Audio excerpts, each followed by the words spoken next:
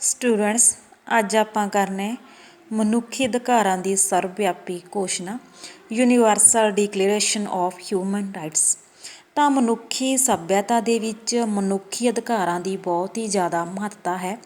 ਤਾਂ 1789 ਦੇ ਵਿੱਚ ਫਰਾਂਸ ਦੀ ਜਿਹੜੀ ਰਾਸ਼ਟਰੀ ਸਭਾ ਹੈ ਉਸ ਨੇ ਮਨੁੱਖੀ ਅਤੇ ਨਾਗਰਿਕ ਅਧਿਕਾਰਾਂ ਦੀ ਰੱਖਿਆ ਦੇ ਲਈ ਇੱਕ ਮਹੱਤਵਪੂਰਨ ਘੋਸ਼ਣਾ ਕੀਤੀ ਸੀ। ਤਾਂ ਇਸ ਤੋਂ ਪਹਿਲਾਂ ਵੀ 1776 ਦੇ ਵਿੱਚ ਅਮਰੀਕਾ ਦੀ ਸੁਤੰਤਰਤਾ ਦੀ ਘੋਸ਼ਣਾ ਵਿੱਚ ਵੀ ਮਨੁੱਖੀ ਅਧਿਕਾਰਾਂ ਸੰਬੰਧੀ ਜਿਹੜੀ ਗੱਲਬਾਤ ਸੀ ਉਹ ਕੀਤੀ ਗਈ ਸੀ।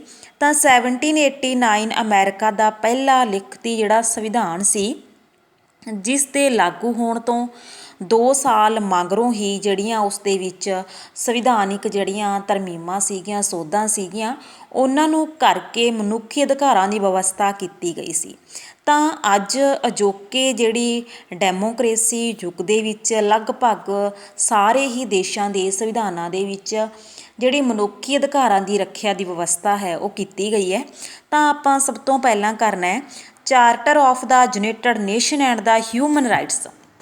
ਤਾਂ ਕਹਿੰਦੇ ਜਦੋਂ ਸੈਕਿੰਡ ਵਰਲਡ ਵਾਰ ਸੀਗਾ ਅਤੇ ਉਸ ਤੋਂ ਮਗਰੋਂ ਅੰਤਰਰਾਸ਼ਟਰੀ ਸੰਸਥਾ ਸਥਾਪਿਤ ਕਰਨ ਦਾ ਜਿਹੜਾ ਯਤਨ ਕੀਤਾ ਗਿਆ। ਤਾਂ ਇਹ ਜਿਹੜੀ ਸੰਸਥਾ ਸੀ ਤਾਂ ਇਸ ਦਾ ਮੁੱਖ ਜਿਹੜਾ ਉਦੇਸ਼ ਸੀ ਇਹੀ ਸੀ ਕਿ ਮਨੁੱਖੀ ਅਧਿਕਾਰਾਂ ਦੀ ਜਿਹੜੀ ਵਿਵਸਥਾ ਹੈ, ਭਾਵ ਮਨੁੱਖੀ ਅਧਿਕਾਰਾਂ ਦੀ ਰੱਖਿਆ ਹੈ ਜਿਹੜੀ ਉਹ ਕਿਵੇਂ ਕੀਤੀ ਜਾ ਸਕਦੀ ਹੈ। ਤਾਂ ਇਸ ਦੇ ਨਾਲ ਸੰਬੰਧਿਤ 1941 ਦੇ ਵਿੱਚ ਇੱਕ ਐਟਲਾਂਟਿਕ ਜਿਹੜਾ ਚਾਰਟਰ ਸੀ। ਉਸ ਤੋਂ ਬਾਅਦ 1942 ਦੇ ਵਿੱਚ declaration of the United nation, ਜਿਹਦੇ ਵਿੱਚ ਕੀ ਹੈ ਯੂਨਾਈਟਿਡ ਨੇਸ਼ਨ ਦੀ ਸੰਯੁਕਤ ਰਾਸ਼ਟਰ ਦੀ ਘੋਸ਼ਣਾ ਕੀਤੀ ਗਈ, ਜਿਸ ਦਾ ਮੁੱਖ ਆਦੇਸ਼ ਕੀ ਹੋਊਗਾ ਮਨੁੱਖੀ ਅਧਿਕਾਰਾਂ ਦੀ ਰੱਖਿਆ ਕਰਨੀ।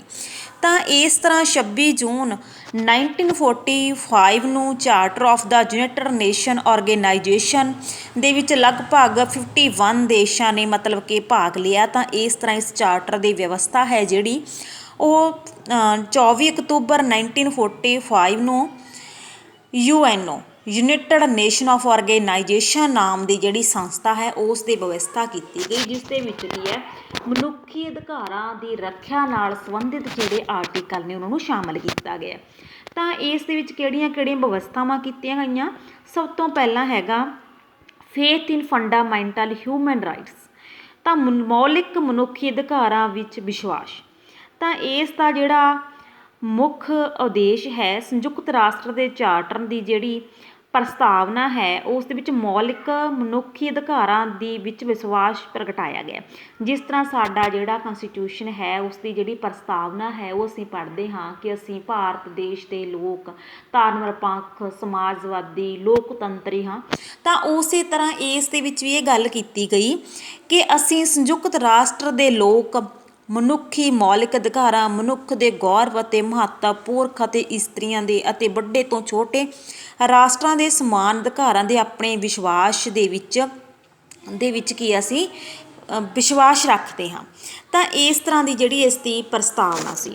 ਨੈਕਸਟ ਹੈ ਮਨੁੱਖੀ ਅਧਿਕਾਰਾਂ ਲਈ ਸਤਿਕਾਰ ਵਿਕਸਿਤ ਕਰਨ ਲਈ ਅੰਤਰਰਾਸ਼ਟਰੀ ਸਹਿਯੋਗ ਪ੍ਰਾਪਤ ਕਰਨ ਦਾ ਸੰਯੁਕਤ ਰਾਸ਼ਟਰ ਦਾ ਇੱਕ ਉਦੇਸ਼, ਕਿ ਜਿਹੜੇ ਮਨੁੱਖੀ ਅਧਿਕਾਰ ਨੇ ਉਹਨਾਂ ਦੀ ਰੱਖਿਆ ਕਰਨੀ, ਮਨੁੱਖ ਨੂੰ ਅਧਿਕਾਰ ਦੇਣੇ ਅਤੇ ਉਸ ਦੀਆਂ ਮੌਲਿਕ ਜਿਹੜੀਆਂ ਉਸ ਨੂੰ ਸੁਤੰਤਰਤਾਵਾਂ ਦਿੱਤੀਆਂ ਹੋਈਆਂ ਨੇ ਉਹਨਾਂ ਦੀ ਰੱਖਿਆ ਕਰਨੀ, ਉਸ ਦਾ ਮਾਣ ਸਨਮਾਨ ਵਧਾਉਣਾ।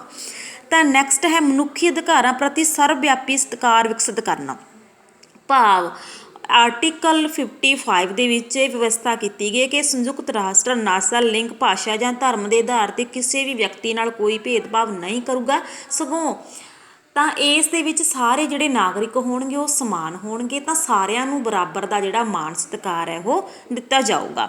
ਮਨੁੱਖੀ ਅਧਿਕਾਰਾਂ ਸੰਬੰਧੀ ਆਰਥਿਕ ਅਤੇ ਸਮਾਜਿਕ ਪਰਿਸਥਿਤੀ ਦੀ ਵਿਵਸਥਾ ਕੀਤੀ ਗਈ।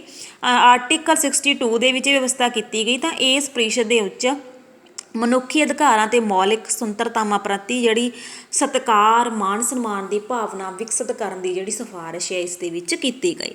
ਨੈਕਸਟ ਹੈ ਮਨੁੱਖੀ ਅਧਿਕਾਰਾਂ ਦੇ ਵਿਕਾਸ ਲਈ ਇੱਕ ਆਯੋਗ ਦੀ ਵਿਵਸਥਾ, ਜੋ ਕਿ ਮਨੁੱਖੀ ਅਧਿਕਾਰਾਂ ਦੀ ਰੱਖਿਆ ਦੇ ਲਈ ਹੀ ਗੱਲ ਕਰੇਗਾ। ਤਾਂ ਇਸ ਦੀ ਆਰਟੀਕਲ 68 ਦੇ ਵਿੱਚ ਇਸ ਦੀ ਵਿਵਸਥਾ ਕੀਤੀ ਗਈ।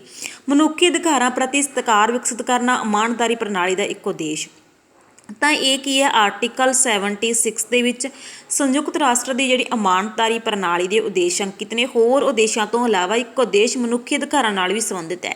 ਇਸ ਦੇ ਵਿੱਚ ਵੀ ਇਹੀ ਕਿਹਾ ਗਿਆ ਹੈ ਕਿ ਮਨੁੱਖ ਦੇ ਨਾਲ ਧਰਮ, ਜਾਤ, ਲਿੰਗ ਆਦਿ ਦੇ ਆਧਾਰ 'ਤੇ ਕੋਈ ਵੀ ਭੇਦਭਾਵ ਹੈ ਜਿਹੜਾ ਉਹ ਨਹੀਂ ਕੀਤਾ ਜਾਊਗਾ।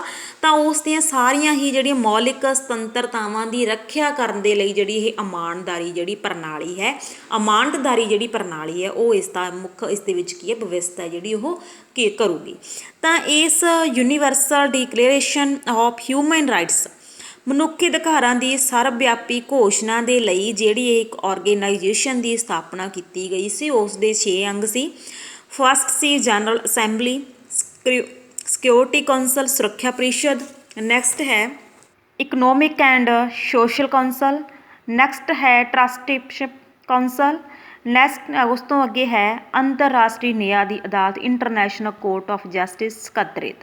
ਤਾਂ ਇਹ 6 ਅੰਗਾਂ ਦੇ ਵਿੱਚੋਂ ਇੱਕ ਆਰਥਿਕ ਅਤੇ ਸਮਾਜਿਕ ਪਰਿਸ਼ਦ ਇਕਨੋਮਿਕ ਐਂਡ ਸੋਸ਼ਲ ਕੌਂਸਲ ਇੱਕ ਮਹੱਤਵਪੂਰਨ ਅੰਗ ਹੈ ਜੋ ਕਿ ਮਨੁੱਖੀ ਅਧਿਕਾਰਾਂ ਦੀ ਜਿਹੜੀ ਵਿਵਸਥਾ ਹੈ ਉਸ ਦੇ ਵਿੱਚ ਜਿਹੜੀਆਂ ਸਿਫਾਰਸ਼ਾਂ ਨੇ ਉਹ ਕੀਤੀਆਂ ਗਈਆਂ ਨੇ।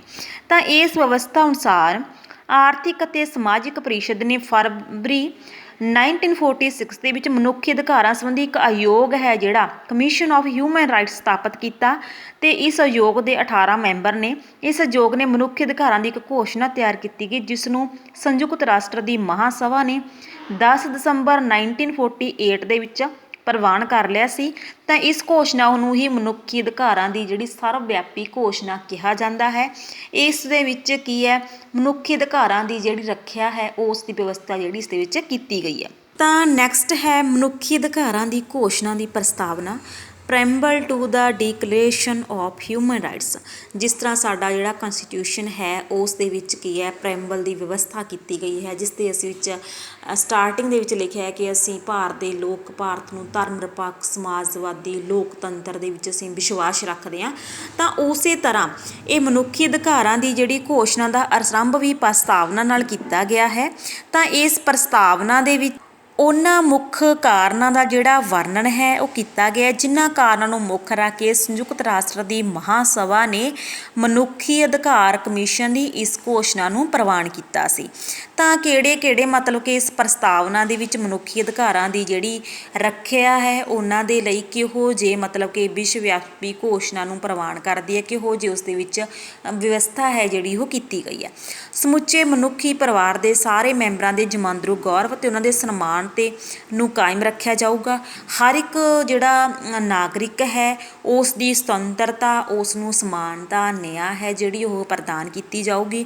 ਮਨੁੱਖੀ ਅਧਿਕਾਰਾਂ ਪ੍ਰਤੀ ਲਾਪਰਵਾਹੀ ਅਤੇ ਨਿਰਾਦਰੀ ਦੇ ਸਿੱਟੇ ਦੇ ਵਜੋਂ ਮਤਲਬ ਕਿ ਜਦੋਂ ਲੱਗਦਾ ਹੈ ਕਿ ਮਨੁੱਖੀ ਅਧਿਕਾਰਾਂ ਦੀ ਜਿਹੜੀ ਰੱਖਿਆ ਹੈ ਉਸ ਦੀ ਨਿਰਾਦਰੀ ਹੋ ਰਹੀ ਹੈ ਤਾਂ ਉਸ 'ਤੇ ਕਾਨੂੰਨੀ ਕਾਰਵਾਈ ਹੈ ਜਿਹੜੀ ਕੀਤੀ ਜਾਊਗੀ।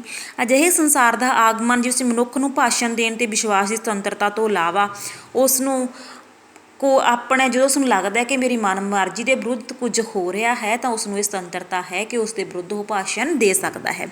ਜੇਕਰ ਜ਼ੁਲਮ ਅਤੇ ਦਮਨ ਦੇ ਵਿਰੁੱਧ ਮਨੁੱਖ ਨੂੰ ਵਿਦਰੋਹ ਦਾ ਰਸਤਾ ਗ੍ਰਹਿਣ ਕਰਨ ਤੋਂ ਰੋਕਣਾ ਹੈ ਤਾਂ ਫਿਰ ਇਹ ਜ਼ਰੂਰੀ ਬਣਦਾ ਹੈ ਕਿ ਉਸ ਨੂੰ ਉਹ ਰਸਤਾ ਅਖਤਿਆਰ ਕਰਨ ਦੀ ਲੋੜ ਹੀ ਨਾ ਪਵੇ। ਤਾਂ ਨੈਕਸਟ ਹੈ ਰਾਸ਼ਟਰਾਂ ਵਿੱਚ ਪਰਸਪਰ ਮਿੱਤਰਾਤਮਕ ਸੰਬੰਧ ਵਿਕਸਿਤ ਕਰਨੇ। ਸੰਯੁਕਤ ਰਾਸ਼ਟਰ ਦੇ ਲੋਕਾਂ ਨੇ ਇਸ ਚਾਰਟ ਨੂੰ ਪ੍ਰਵਾਨ ਕਰਕੇ ਮੁੱਢਲੇ ਮਨੁੱਖੀ ਅਧਿਕਾਰਾਂ, ਵਿਅਕਤੀ ਅਤੇ ਗੌਰਵ ਤੇ ਪੁਰਖ ਤੇ ਇਸਤਰੀਆਂ ਦੇ ਇੱਕੋ ਜਿਹੇ ਅਧਿਕਾਰਾਂ ਉੱਤੇ ਆਪਣਾ ਵਿਸ਼ਵਾਸ ਪ੍ਰਗਟਾਇਆ ਹੈ। ਭਾਵ ਧਰਮ, ਜਾਤ, ਲਿੰਗ ਆਦਿ ਦੇ ਆਧਾਰ 'ਤੇ ਕਿਸੇ ਵੀ ਵਿਅਕਤੀ ਨਾਲ ਕੋਈ ਵੀ ਜਿਹੜਾ ਭੇਦਭਾਵ ਹੈ ਉਹ ਨਹੀਂ ਕੀਤਾ ਜਾ ਸਕਦਾ। ਸੰਯੁਕਤ ਰਾਸ਼ਟਰ ਦੇ ਮੈਂਬਰ ਰਾਜਾਂ ਨੇ ਇਹ ਪ੍ਰਣ ਕੀਤਾ ਹੈ ਕਿ ਉਹ ਸੰਯੁਕਤ ਰਾਸ਼ਟਰ ਦੇ ਸਹਿਯੋਗ ਨਾਲ ਮੌਲਿਕ ਅਧਿਕਾਰ ਅਤੇ ਮੌਲਿਕ ਸੁਤੰਤਰਤਾਵਾਂ ਲਈ ਵਿਆਪਕ ਸਤਿਕਾਰ ਤੇ ਵਿਕਾਸ ਕਰਨਗੇ। ਸੰਯੁਕਤ ਰਾਸ਼ਟਰ ਦੇ ਮੈਂਬਰਾਂ ਨੇ ਇਹ ਪ੍ਰਣ ਨੂੰ ਪੂਰਨ ਤੌਰ 'ਤੇ ਪੂਰਾ ਕਰਨ ਦੇ ਲਈ ਇਹਨਾਂ ਅਧਿਕਾਰਾਂ ਦੇ ਵਿੱਚ ਸੁਤੰਤਰਤਾ ਸੰਬੰਧੀ ਸਾਂਝੀ ਸਹਿਮਤੀ ਦੀ ਬਹੁਤ ਜ਼ਿਆਦਾ ਮਹੱਤਤਾ ਹੋਵੇਗੀ। ਭਾਵ ਕਿ ਮਨੁੱਖ ਪੂਰਨ ਤੌਰ 'ਤੇ ਸੁਤੰਤਰ ਹੈ, ਉਸ ਦੀ ਇਸ ਸੁਤੰਤਰਤਾ ਅਤੇ ਸਮਾਨਤਾ ਨੂੰ ਜਿਹੜਾ ਕਾਇਮ ਹੈ ਉਹ ਰੱਖਿਆ ਜਾਵੇਗਾ। ਤਾਂ ਨੈਕਸਟ ਹੈ basic principals of the declaration of human rights. ਮਨੁੱਖੀ ਅਧਿਕਾਰਾਂ ਦੀ ਜਿਹੜੀ ਘੋਸ਼ਣਾ ਉਸਦੇ ਮੂਲ ਸਿਧਾਂਤਕ ਆਧਾਰ ਕੀ ਸੀਗੇ?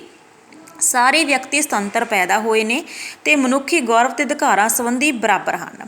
ਤਾਂ ਇਸ ਦੇ ਵਿੱਚ ਵਿਵਸਥਾ ਕੀਤੀ ਗਈ ਹੈ ਕਿ ਸਾਰੇ ਵਿਅਕਤੀ ਕੀ ਨੇ ਸੁਤੰਤਰ ਤੌਰ 'ਤੇ ਮਤਲਬ ਕਿ ਸਮਾਨ ਪੈਦਾ ਹੋਏ ਨੇ। ਤਾਂ ਉਹਨਾਂ ਨੂੰ ਕੋਈ ਵੀ ਅਧਿਕਾਰ ਤੋਂ ਵਾਝਾ ਜਿਹੜਾ ਉਹ ਨਹੀਂ ਕੀਤਾ ਜਾ ਸਕਦਾ। ਉਹਨਾਂ ਦੇ ਗੌਰਵ ਨੂੰ ਜਿਹੜਾ ਕਾਇਮ ਹੈ ਉਹ ਰੱਖਿਆ ਜਾਵੇਗਾ। ਉਹਨਾਂ ਕੋਲੇ ਤਰਕਸ਼ੀਲਤਾ ਹੈ, ਅੰਤਰਾਤਮਾ ਹੁੰਦੀ ਹੈ, ਭਾਵ ਕਿ ਉਹ ਤਰਕਸ਼ੀਲ ਪ੍ਰਾਣੀ ਨੇ, ਉਹ ਸੋਚ ਸਕਦੇ ਨੇ ਕਿ ਸਾਡੇ ਲਈ ਕੀ ਚੰਗਾ ਹੈ ਕੀ ਮਾੜਾ ਹੈ, ਭਾਵ ਕਿ ਉਸ ਦੇ ਅਧਿਕਾਰਾਂ ਦੀ ਰੱਖਿਆ ਹੈ ਜਿਹੜੀ ਉਹ ਕੀਤੀ ਜਾਵੇਗੀ। ਇਸ ਘੋਸ਼ਣਾ ਵਿੱਚ ਅੰਕਿਤ ਸਾਰੇ ਅਧਿਕਾਰ ਅਤੇ ਸੁਤੰਤਰਤਾ ਲਈ ਹਰੇਕ ਵਿਅਕਤੀ ਹੱਕਦਾਰ ਹੈ। ਤਾਂ ਆਰਟੀਕਲ 2 ਦੇ ਵਿੱਚ ਇਹ ਵਿਵਸਥਾ ਕੀਤੀ ਗਈ ਹੈ ਕਿ ਹਰੇਕ ਵਿਅਕਤੀ ਇਸ ਘੋਸ਼ਣਾ ਵਿੱਚ ਅੰਕਿਤ ਅਧਿਕਾਰਾਂ ਅਤੇ ਸੁਤੰਤਰਤਾ ਲਈ ਸਮਾਨ ਹਿੱਸੇਦਾਰ ਹੈ, ਭਾਵ ਕਿ ਕਿਸੇ ਵੀ ਵਿਅਕਤੀ ਦੇ ਨਾਲ ਨਸਲ, ਲਿੰਗ, ਧਰਮ ਆਦਿ ਦੇ ਆਧਾਰ 'ਤੇ ਕਿਸੇ ਵੀ ਤਰ੍ਹਾਂ ਦਾ ਕੋਈ ਭੇਦਭਾਵ ਨਹੀਂ ਕੀਤਾ ਜਾਊਗਾ ਅਤੇ ਉਸ ਦੇ ਆਧਾਰ 'ਤੇ ਹੀ ਉਸ 'ਤੇ ਇਹ ਵਿਵਸਥਾ ਦਾ ਭਾਵ ਹੈ ਕਿ ਸਾਰੇ ਵਿਅਕਤੀ ਮਤਲਬ ਕਿ ਜਦੋਂ ਜਨਮ ਤੋਂ ਸੁਤੰਤਰ ਉਹਨਾਂ ਦਾ ਹੱਕ ਹੈ, ਇਹ ਉਹਨਾਂ ਦਾ ਜਨਮ ਸਿੱਧ ਅਧਿਕਾਰ ਹੈ ਕਿ ਸਾਰੇ ਵਿਅਕਤੀ ਸੁਤੰਤਰ ਪੈਦਾ ਹੋਏ ਨੇ, ਉਹਨਾਂ ਨੂੰ ਹਰ ਇੱਕ ਕਿਤੇ ਜਿਹੜਾ ਸਮਾਨਤਾ ਦਾ ਅਧਿਕਾਰ ਹੈ ਉਹ ਦੇਣਾ ਚਾਹੀਦਾ ਹੈ। ਕਿਸੇ ਵੀ ਵਿਅਕਤੀ ਨਾਲ ਕਿਸੇ ਵੀ ਤਰ੍ਹਾਂ ਦਾ ਜਿਹੜਾ ਅਨਿਆਂ ਹੈ ਉਹ ਨਹੀਂ ਹੋਣਾ ਚਾਹੀਦਾ। ਤਾਂ ਇਹ ਜਿਹੜਾ ਇਸ ਦੇ ਵਿੱਚ ਵਿਵਸਥਾ ਕੀਤੀ ਗਈ ਹੈ। ਤਾਂ ਆਪਾਂ ਨੈਕਸਟ ਜਿਹੜਾ ਲੈਕਚਰ ਹੈ ਉਸ ਦੇ ਵਿੱਚ ਆਪਾਂ ਕੀ ਕਰਾਂਗੇ ਕਿ ਇਸ ਘੋਸ਼ਣਾ ਦੇ ਵਿੱਚ ਅੰਕਿਤ ਜਿਹੜੇ 30 ਆਰਟੀਕਲ ਨੇ ਉਹਨਾਂ ਦੇ ਵਿੱਚ ਮਨੁੱਖੀ ਅਧਿਕਾਰਾਂ ਦੀ ਜਿਹੜੀ ਵਿਵਸਥਾ ਹੈ ਉਹ ਕਿਵੇਂ ਕਿਵੇਂ ਕੀਤੀ ਗਈ ਹੈ, ਕਿਹੜੇ ਕਿਹੜੇ ਆਰਟੀਕਲ ਦੇ ਵਿੱਚ ਕਿਹੜਾ ਕਿਹੜਾ ਅਧਿਕਾਰ ਹੈ ਜਿਹੜਾ ਉਹ ਪ੍ਰਦਾਨ ਕੀਤਾ ਗਿਆ। Thank you.